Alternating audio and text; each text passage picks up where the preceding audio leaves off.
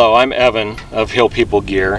For those of you who don't know the company, we've been around since 2010, making really high-end gear, essentially for muscle-powered travel in the backcountry. Everything's made in the U.S. out of U.S. materials, and we've also got a couple of other kind of sublines, one of which is for wildland fire. We've got a little bit of wildland fire equipment because that was my background, and actually another member of the company as well, way back in the day. And then we also have a mobility line, basically some gear for prepared vehicles, maybe is the best way of putting it. This video is about my current all-around vehicle, why I chose it, and how I have it set up. So, I mean, of course, everybody's heard of overlanding at this point. REI's got an overlanding section, which, you know, it's obviously nothing new. We've been car camping since we were kids in Alaska back in the 70s. So, you know, what exactly is overlanding? And somebody, I'm going to paraphrase, but somebody was famously quoted as saying, doesn't matter where you go in your overland rig, there's some villager who went there in a Toyota, you know, like a Toyota Corolla with 200,000 miles on it. So what you need to get somewhere, you know, that's all relative, and what you can get by with, of course, is all relative. But our philosophy at Hill People Gear, my personal philosophy, is basically efficiency. You know, whatever equipment I'm using, I want it to efficiently get the job done to the point that I'm not messing with a lot of stuff, and it simply solves problems. That's the point of gear, is to solve problems for what it is that I'm trying to do. So my use for a vehicle, I'm not interested in deliberately driving somewhere that I can walk faster. So, you know, like we live close to Moab, like going out to Moab, you know, maybe every now and then I'll do one of the trails just to see what the limits of a vehicle's capabilities are, but I'm not interested in spending all day driving somewhere slower than I could walk. But at the same time, there are plenty of remote trailheads that require a reasonably built rig to get to. You can't necessarily get there in a stock rig. And then, you know, the other thing that for me is a requirement, a lot of people have, well, here's my traveling rig. I mean, we living in Grand Junction, we see all kinds of vehicles headed through, and it's amazing the number of vehicles that you see basically hauled somewhere on the back of a 3/4 or 1-ton pickup truck, where they're hauling their overland rig or their off-road rig to Moab because they couldn't drive it from wherever it is that they live. So for me, a requirement for any all-around vehicle is that I need to be able to drive down the interstate at, you know, at least 70 miles an hour in comfort, which means quiet, which means I can't have a bunch of crap hanging off of it that creates a lot of wind noise and drag. So for me, that's one of the requirements as well. And I tend not to configure and reconfigure equipment for specific trips. Rig setup, I'm out most mornings in a place that I could get stuck, and in fact have gotten other people from being stuck. So it just needs to be ready to go, and even if I go on a long trip, you know, maybe I throw in a few extra things, but I'm not going to reconfigure for that. What vehicle do we have here? This is a first-gen Toyota Tundra that I've had now for, I think 3 months. And why a Toyota Tundra, specifically first gen? First of all, it's a Toyota. For me, efficiency means reliability, and there's nobody that can argue that there's any vehicle better for long-term overall reliability than Toyota. So, you know, there are other vehicles that have capabilities that certain Toyotas don't, but for me, because reliability is so important, my search kind of begins and ends with Toyota. Yeah, some exceptions, but in general, I want it to be a Toyota.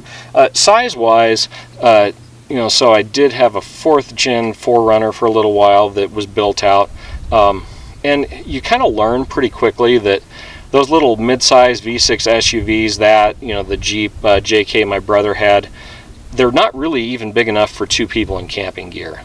It's really a stretch. 1-person camping gear, great. 2 people in camping gear, you've already exceeded basically their power capabilities, their space capabilities. you got to start re-gearing them to even get them to the point where they can do what you want, and at the end of the day it's still a V6. The first gen Tundra has a small block V8 in it. The power to weight ratio on this is considerably better than the JK, than the Forerunners, those kinds of rigs. And Tacomas are just kind of too small, straight up. This thing with the cab and a half, I've got a little over a 6-foot bed in the back. It's got plenty of power. And the other thing is I wanted something that I could tow my RV with. I took the RV up the Alaskan Highway a couple, 3 years ago. This is not enough rig to do that, but to haul it out to Moab, to haul it down to the San Juan Mountains or something, it's got plenty of power for that. And then I get there and I've still got this rig for cruising around checking out the country. And to me, an RV, I'm a backpacker, so like if I want an austere experience, I'm gonna do that going somewhere deep in the backcountry where I won't see anyone. I've learned that I can take an RV a lot of places, and there's a whole lot of people with overland rigs that never take their vehicles places that I couldn't take the RV. And once I get up there with my RV, man, I've got my cabin in the woods. So for certain kinds of trips, I really like the RV, and having a off-road capable vehicle that I can also pull the RV with is an important thing. The newer Tundra would definitely be a strong contender. I like that this is smaller. That's a nice thing. The downside is it's older. I bought this with 215,000 miles on it. And of course I've rebuilt a whole lot of stuff right when I bought it just to make sure it was ready to go. But that didn't stop the starter from unexpectedly failing. Thankfully not when I was at a remote trailhead. But an older rig, you're kind of rolling the dice. Okay, so the build. Like I said, I got this with 215,000 miles, so the first thing I did before I even bought it was took it to our friends down at Barney Brothers Off-Road here in Junction to go over it and let me know, everything that needed to happen. The nice thing about buying an old rig is you're not paying to replace parts that are brand new to do the build. So as you might expect, the suspension was shot. Steering needed to be replaced, all the front end needed to be rebuilt, which again, and the rear springs were shot, everything, which again is nice because I didn't, I threw away parts that needed to get thrown away. From a suspension standpoint, put Toyota coilovers on the front, set them at 2.5 inches, and then a local company here, Alcan Spring, builds a nice progressive leaf spring, and so I had them build a complete leaf spring set in back, brand new, and basically you specify the amount of weight you want to carry over stock, and then how much lift you want over stock. So I got 2.5 in front, 3.5 in back, because I really cannot abide a rig that's sagging down in the back when you throw some weight in it, which is a whole lot of rigs that I see going through Junction here. It's just kind of embarrassing. Oh, it's a cable rig. No, it's not. It's sagging in the back. You've obviously exceeded your suspension. I did get the rear diff built. There was not a thing wrong with it other than it needed a fluid change, but I'm a big fan of the geared limited slip, the Detroit True Track, and I was able to put a Detroit True Track on the rear axle here. I love it because it's always helping you even in two-wheel drive. It works great off-road. My Cherokee, which was the subject of my previous video, I put the True Track in the front and rear axles, and it's proven itself to me. So that's it. I like that over a locker because it's always working and there's no maintenance, there's no lines to fail, nothing. So that's the suspension and the rear diff. Everything else on it was just in pretty good shape. Did replace the the timing chain because that needs to happen, of course. So as far as how I've set it up elsewise, not interested in a winch at all. I've never had one, but I've been through winch training, and once you figure out how many people it takes to run a winch, how much trouble it is to coil it back up, and then the other reality is that you're kind of supposed to be traveling in a convoy to use a winch. Oftentimes when I've been stuck, there would have been nothing to winch off of anyway, and then of course you're adding a whole lot of weight up front and a whole lot of cost. what we found works really great, and we've used them a lot now, is MaxTrax. I splurged with this rig. I've got a total of 4, 2 sets of MaxTrax. I've gotten a whole lot of unstuck using just a single set of MaxTrax, but 4 is even better.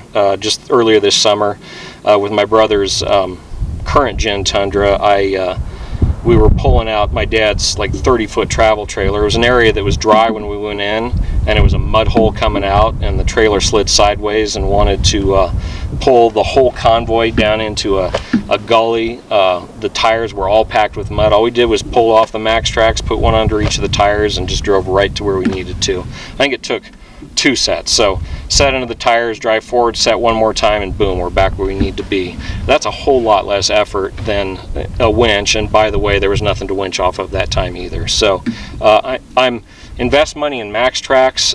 You know, the Smittybilt knockoffs have been proven to break. Just get the real thing. It's going to cost you way less than a winch and winch bumper, and you're going to get a lot more utility out of it. And so because I'm not doing anything fancy with the front bumper, that ends up being a great place to put the high lift jack.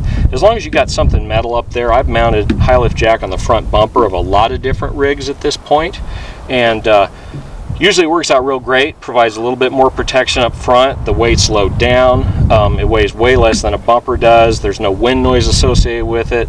It's a perfect place to put your high lift. So that's where I carry my high lift, and you know, on this there was enough metal, real metal in the bumper there to mount to, and so done and done.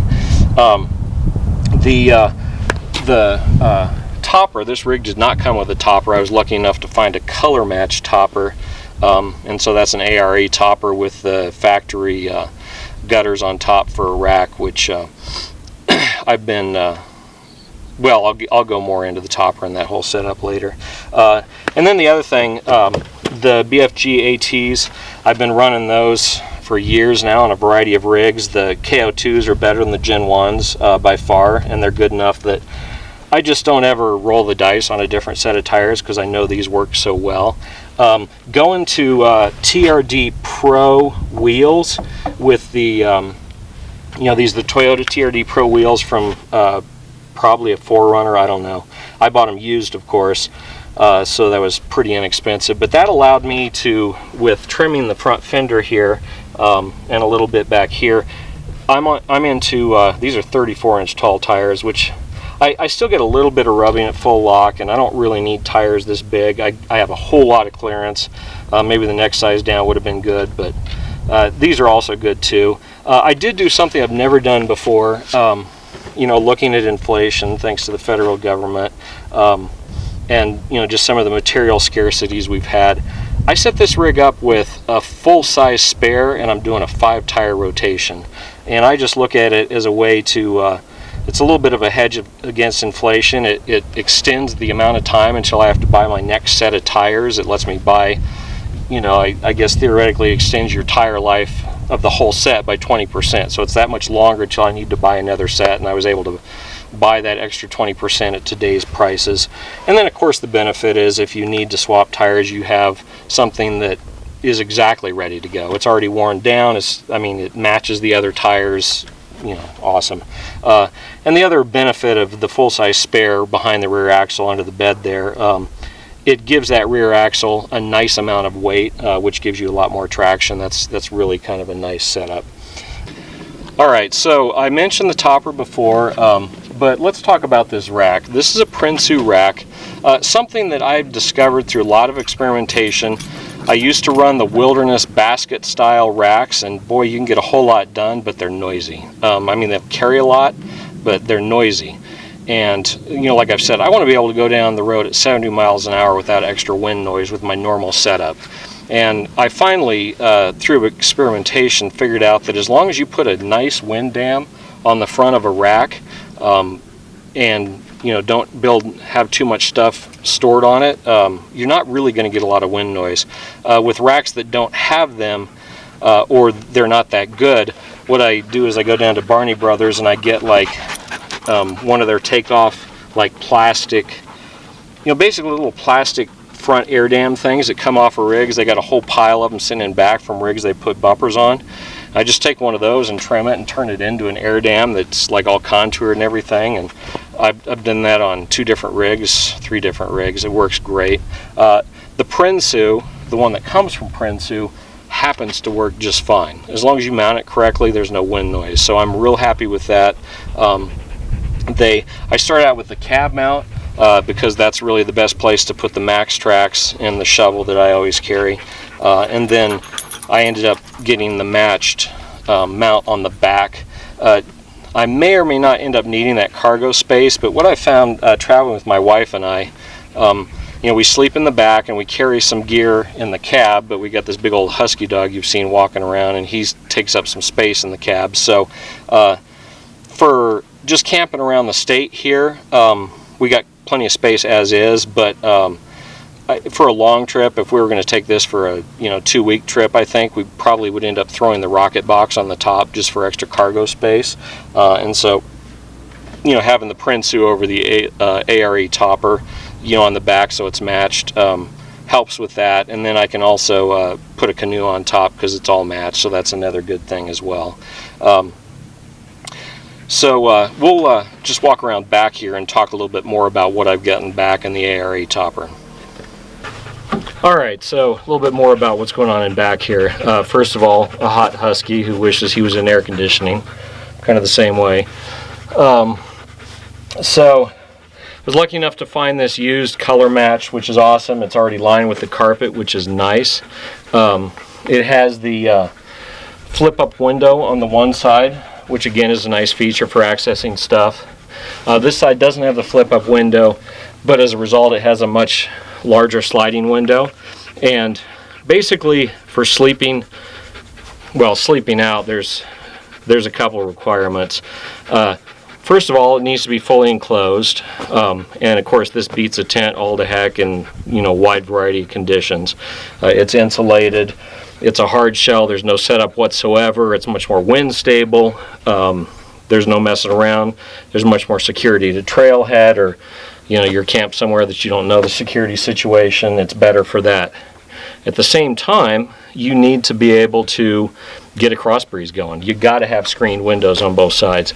And for those of you who haven't had to mess with it, you basically, these windows on an ARE are screwed from the inside, and they come apart like that. So if you need to replace a screen, you're actually taking them apart, which both of these needed screens. And while I was at it, because of the way they sandwich together, I was able to add some hardware cloth behind the screen to make it more dog proof and break-in proof, etc. So these are like reinforced screen windows, which is a pretty nice setup. I did put, for sleeping inside, just a little LED push button light up here. It's just enough light to there we go. It's just enough light to get set up and everything. I've got a single mattress that'll go in this, which is a comfortable place to camp, and then I got a double mattress for my wife and I. I did take off the rails before I mounted this Prinsu top rack so that I could put them back together. I added more silicone. It's an old topper, obviously. I added silicone on all the bolts, and while I was at it, I just bolted this angle iron on the inside.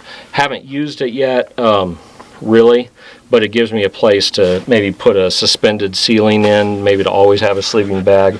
Probably this winter I need to come up with some kind of tarpaulin or trampoline style storage up there, just so I can always have a good sleeping bag in here. But I still want to be able to use it like a truck. So as you can see, I've got the full bed, nothing interfering with my ability to use it like a truck. What I did do here, most trucks have side or lash points here. If you just attach to that, your stuff's still floating around. So I got climbing holds, like you do a bolted rock climbing hold. Just creates a nice little low profile loop. And I went right through the side of the bed with quarter 20 grade 8 hardware and big fender washers on the back side. So I've got a lash point right behind on this side I've got the 5 gallons of water. On this side I have a plastic tote with a recovery kit and tire chains on this side, so that's kind of balanced side to side. I can still put full width mattress in here, and let's see, a 4-foot sheet of plywood. Yeah, these are pretty close to being right where the wheel wells are, so I've got pretty much the full width of the bed. I haven't put a 4-foot wide sheet of plywood in here to test, so I'm not certain, but at any rate, that's that. And that's really all I've done inside here. It's simple. It's got all the stuff. Oh, one other thing. I put for getting in and out of it, I've got a handle on the inside so I can close it from the inside, and then just real simple, like a heavy-duty zip tie that's cut into a ring. So I have the handle such that when the topper is latched, the handle is in line with those little bars that run out to the latches. So all I have to do is slide the ring over it, and you can't even open it from the outside. So like you can get inside of here if you're in an area where you're worried about the security situation, and you can sleep quite comfortably because nobody can really get in. I mean, somebody might be able to bust their way in after some trying, but you're going to know about it. So that's, you know, peace of mind is part of efficiency. You know, can I deal with a less secure situation? Of course, I got a dog, I got a gun, you know, whatever, but the peace of mind of just going to sleep knowing that, you know, I'm completely secure in my environment no matter where I'm parked, that's really comforting. So, you know, different people have different opinions. I'd rather sleep inside a secure area than on a rooftop tent. And this gives me a nice secure area if I'm just hauling a bunch of gear to have it locked. That's a good thing. And of course it keeps the weight down low, you know, which is always good for any kind of traveling, not having a bunch of stuff mounted on top if you can avoid it. And, you know, I've had enough experience with those rocket boxes. They create no wind noise. They don't create a significant amount of drag. I'd rather carry spare gear up on top in a rocket box than have gear inside of here and then be sleeping up on top. So that's my preference. That's the ARA topper part of this thing. Let's move into the cab and see what I got going in the cab. So this, of course, has the batwing style doors. A lot of folks hate them. I think in parking lots they're kind of a pain in the butt. In the backcountry I kind of like them, particularly on the driver's side, because I've already got the driver's side door open, and all the other stuff I keep on there, which we'll go through in a minute, all I have to do is just open a door and I'm already standing right there, whether it's the spot that I have my carbine or whatever. I use the Husky liners. I've found they curl a lot less than the WeatherTech, so I've got full Husky liners. And then the seat covers from Cover King. It's their rhino hide. It's not cheap, but they're well fitted. I ran them in a different rig. You kind of forget it's not a factory leather seat. I mean, it's vinyl, but you know, it cleans off easily. It doesn't stain. The dog hair comes off of it easily because when it's hot day like today, he's right inside instead of in the far back. I like the door pockets. You got a lot of available space in the door pockets to get stuff done. This side has toilet paper and hand sanitizer. That's actually backup toilet paper. And then backup dog treats. This is a general purpose first aid kit. And then underneath this seat there's a nice storage area here where I have jumper cables. I have spare straps, ratchet straps for throwing stuff on top. On a side note, I don't use the little doohickeys for attaching the MaxTrax. NRS style river straps are great. You know, just the ones that Lark's head on each end, and that's what I use basically for attaching everything on top that's small. The spare 2 gallons of gas up here, same deal. That's a Rotopax, and I just NRS strap that on and that's good to go. Those incidentally last a year or two, always with gas in them out here in the desert before they fail. A lot of folks will not always carry gas in them. For me, there's no point because I'm out every day. I'm not going to be like, oh, this is a special kind of event, let me put some spare gas in. And maybe if I deliberately was like, okay, I'm going to go do the White Rim Trail, let me throw an extra 4 gallon on top, maybe I'd do that. But in general, my gas is just always in there because that's part of the deal. Anyway, back to spare ratchet straps. I mentioned the jumper cables. I also have one of those like lithium battery pack. I don't remember the brand, where it'll jump off of that. This is an automatic transmission. I can't roll start it, so having that kind of backup for the battery is important to me. And then I've got a big old Atlas. Was it Atlas 46? Anyway, they do US made tool rolls and stuff, and I've got one of their big old tool rolls all organized and packed out with all kinds of hand tools in here as well. And so that's what rides on this side. And again, this is just a general purpose first aid kit. Now we'll move around to the other side and take a look at that. All right, so on this side, I guess we'll start at the front. The Cherokee does not have the side door pockets. I really like having them because it's a great place to have a trauma kit, you know, tourniquet and all that stuff. And I'm carrying the one that that we produce, the Hill People Gear Trauma Kit. Always I got a couple spare mags for my pistol in the side door, so that's nice, and then a high-powered flashlight. So all of those are nice, ready to go, you know, kind of emergency access items there. Back here I've got my toilet paper, hand sanitizer, and a pair of insulated leather gloves. You know, you'll forget often, but you got to put tire chains on, and all of a sudden you're down in the muck or the cold. And then some dog treats. Here, really, so we got 2 kids left at home, so this rig's not ever going to be like, oh kids, let's go for a drive. Because it's got a bench seat, we can take 3 up front and 1 in the back. And so for just around town, hey, we're running down here, hey, we got to pick the kids up. There's still enough seating to make that happen. But I took out the bottom seat from this side because then I can put my full-size backpack here for when I'm going backpacking. And then in this area here is kind of all the jacking stuff. You got the factory jack there. I've got another bottle jack in there, spare hitch pins. What else? I guess that's mostly it. Some spare lug nuts, just some stuff like that. Oh, and I forgot to mention air compressor I've got in that recovery kit in back, so I've got an air compressor as well. This was kind of a fun deal. That's a nice inverter. The thing with inverters is the thicker the DC cable that you can push to them, the more inversion power they're going to get. Like the same exact inverter running off a little thin, like plugged into an outlet, a cigarette outlet, will not produce nearly as much power as a fat cable, and that's why you're always better off using the big thick one with the alligator clips off of the battery. It just so happened that 2 owners ago, this rig had a big old subwoofer back here, so there was already a big old fat DC lead from the battery back to here. And light bulb moment, I was like, man, I could wire in a nice inverter right here off of that DC lead and have a really high-powered inverter here. So that's what that is. I end up, really it's because my wife likes a blended coffee drink in the morning, so I can make that happen. But I've always thought, well, it'd be a good idea to have a decent inverter for if I needed to power a tool or something. But that use is rare, but I'm kind of excited to have it and find reasons to use it, maybe, if you will. I did just kind of sew up a strap here with a dual just side release buckles that's kind of bolted into the frame back there, so my carbine can sit right there and just be quick release. It's, like I said, easy to get to. I open this door, open this one, I'm there, but it's out of the way. It's easy to get to, but it's out of the way, and some trips I'll have that.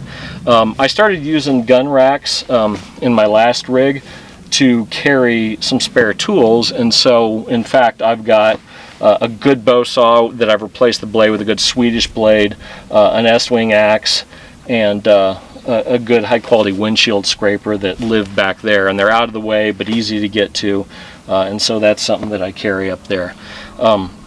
And then the final piece here, I'm using one of our Hill People Gear universal seat backs for some extra stuff here, with one of the wide, the JL full width bags on it on the bottom for maps. I've got the tire deflators in there. I've got some spare hardware for the Prinsu in there. I've got the adapter.